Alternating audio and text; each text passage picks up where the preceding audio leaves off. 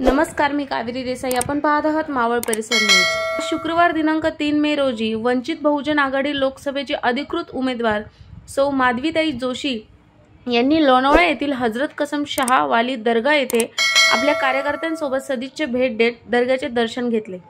यावेळी उपस्थित मान्यवरांचा सत्कार व सन्मान करण्यात आला.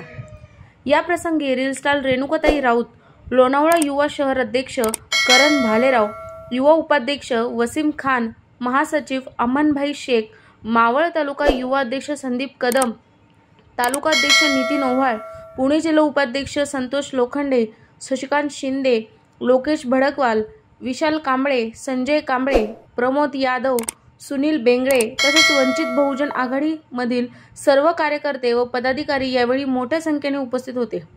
तसेच उमेदवार माधवीताई जोशी यांनी मतदारांशी संवाद साधत आपल्या प्रचार पत्रिकेचे देखील वाटप केले.